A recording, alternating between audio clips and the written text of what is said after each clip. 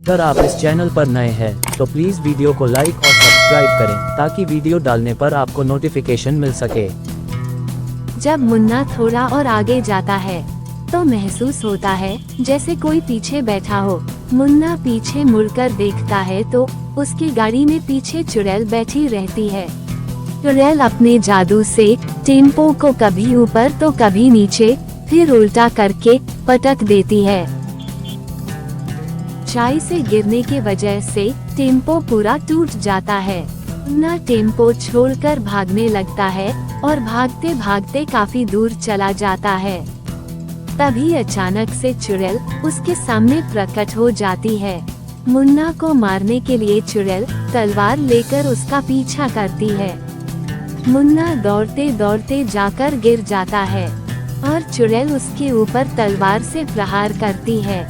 इतने में मुन्ना की दासपुर नाम के गांव में मुन्ना नाम का एक व्यक्ति टेम्पो भाड़े पर लेकर चलाता था और उससे अपने परिवार का गुजारा करता था। टेम्पो चलाने से अच्छे खासे पैसे मिलते थे, लेकिन सब टेम्पो मालिक को ही देना पड़ता था। एक दिन मुन्ना रोज की तरह अपनी रोजी रोटी कमाने के लिए ऑटो चला रहा था। तभी उसे रास्ते में उसका दोस्त गुड्डू दिखाई देता है, जो कि पानी में भीगते हुए जा रहा था।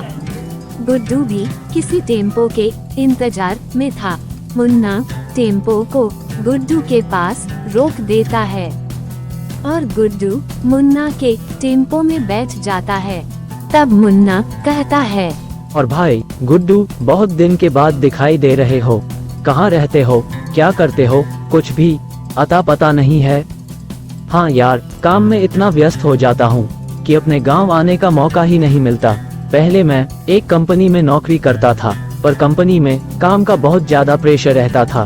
फिर मैंने बचे हुए पैसों से एक ऑटो खरीदा और कड़ी मेहनत करके आज मैं 100 ऑटो का मालिक हूँ।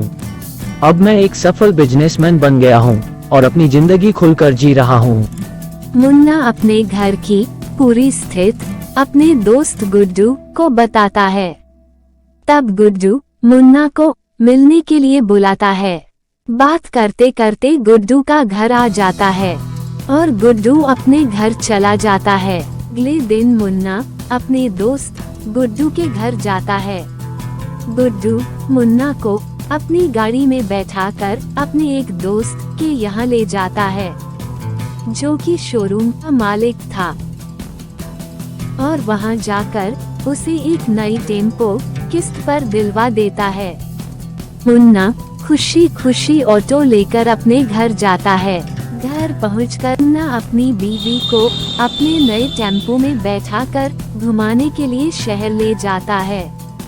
नया टेम्पो लेकर मुन्ना अपने मन में कई ख्याली पुलाव पका रहा था। अब मैं भी दिन रात कड़ी मेहनत करके गुड्डू की तरह एक अच्छा बिजनेसमैन बनूंगा।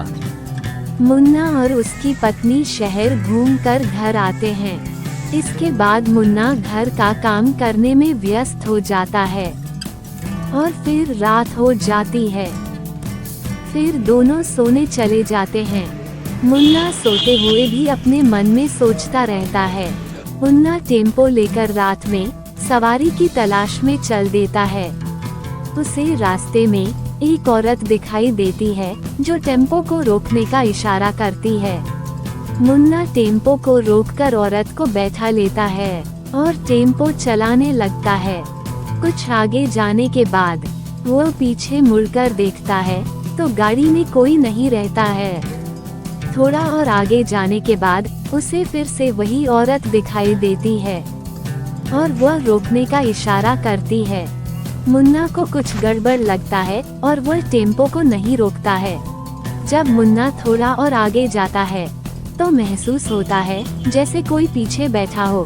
मुन्ना पीछे मुड़कर देखता है तो उसकी गाड़ी में पीछे चुड़ैल बैठी रहती है। चुड़ैल अपने जादू से टेम्पो को कभी ऊपर तो कभी नीचे फिर उल्टा करके पटक देती है। ऊंचाई से गिरने के वजह से टेम्पो पूरा टूट जाता है। मुन्ना टेम्पो छोड़कर भागने लगता है और भागते भागते काफी दूर चला जाता है। तभी अचानक से चुड़ैल उसके सामने प्रकट हो जाती है। मुन्ना को मारने के लिए चुड़ैल तलवार लेकर उसका पीछा करती है। मुन्ना दौड़ते दौड़ते जाकर गिर जाता है और चुड़ैल उसके ऊपर तलवार से प्रहार करती है। इतने में मुन्ना की नींद खुल जाती है और मुन्ना उठकर बैठ जाता है। मुन्ना को समझ में आ जाता है यह सब उसके मन में ख्याली पुलाव पकाने के कारण हुआ है। इसके बाद मुन्ना कड़ी मेहनत करके अपना जीवन यापन करता है और अच्छे से जिंदगी जीता है।